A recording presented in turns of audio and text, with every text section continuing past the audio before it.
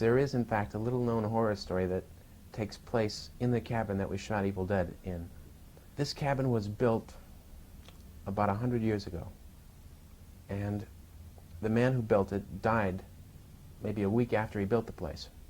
And it's located in this valley surrounded by these mountains that have an incredible amount of iron ore in them, so that during thunderstorms, most of the lightning bolts are attracted to this valley. So it's really an incredible thing to see when you're there during a storm. Well, no one lived in this cabin for the next 20 years, and it was probably around 1910 or so when a family of 3 moved into the place.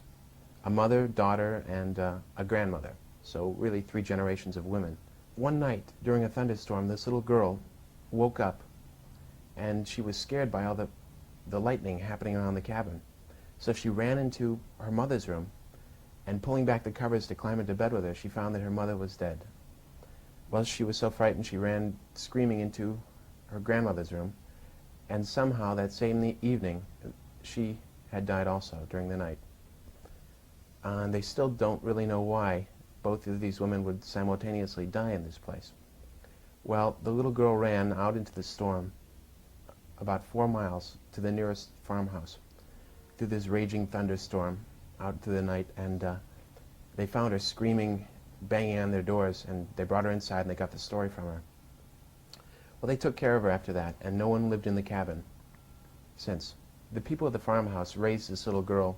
She had never been the same since, and during thunderstorms she would oftentimes wander off from this cabin, and they would find her wandering around in the woods.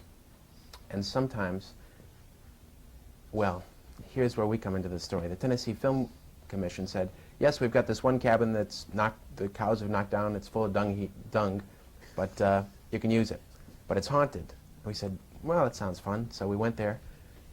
As we were shooting, the fella from this farm came by, and he told us the story of exactly what happened and how his folks had taken in this little girl who was now a very old woman, and that because there had been this thunderstorm the night before, he was looking for this woman because it's possible she had returned to this cabin.